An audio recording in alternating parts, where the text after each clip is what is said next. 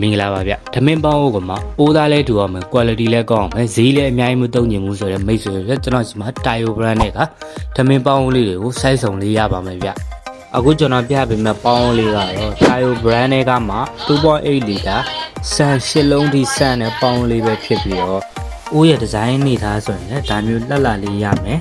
Tayo ဆိုတဲ့ brand နာမည်ကိုအသားတစ်စိတ်အနေနဲ့ခန့်နှိပ်ပေးထားတာကိုလည်းတွေ့ရပါသေးတယ်ဗျ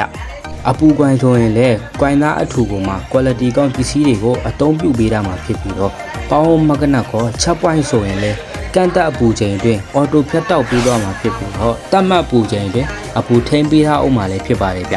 ဝက်အနေနဲ့ဆိုရင်လည်း900အထိပဲရှိတဲ့အတွက်မီယာစာတက်တာပါသေးတယ်ဗျအတွင်းပိုင်းကအိုးဆိုရင်လည်းအိုးသားအထူဖြစ်ပြီးတော့သမင်းအိုးကတ်မှာကိုစိတ်ပူစရာမလိုတဲ့အိုးသားမျိုးဖြစ်ပါတယ်အိုးရဲ့အဖုံးကိုလည်းစတိစစ်စစ်ကိုမှထူထူတဲတဲပြုလုပ်ပေးထားပါအောင်မယ်ဗျထမင်းပေါင်းဝယ်ယူသူတိုင်းအတွက်လည်းရေချိန်ကွက်တစ်ခုပါမယ်ထမင်းခိုးစုံပပလေးတစ်ချောင်းနဲ့ပေါင်းကျိုးအစရှိတဲ့ accessory လေးတွေလည်းထည့်သွင်းပေးထားပါသေးရဲ့ဗျဈေးနှုန်းဆိုရင်လည်း9800တီးတီးတယ်နဲ့ရရှိမှာလည်းဖြစ်ပါတယ်ဗျနောက်တဲ့သတင်းကောင်းလေးတစ်ခုအနေနဲ့ဆိုရင်တော့ပင်ငယ်ညို့မျိုးနယ်နဲ့အနီးတစ်ဝိုက်မျိုးနယ်ကမှာယူလူများအတွက်လည်းအယောင်ငွေချေစနစ်နဲ့ရပါအောင်မယ်ဗျ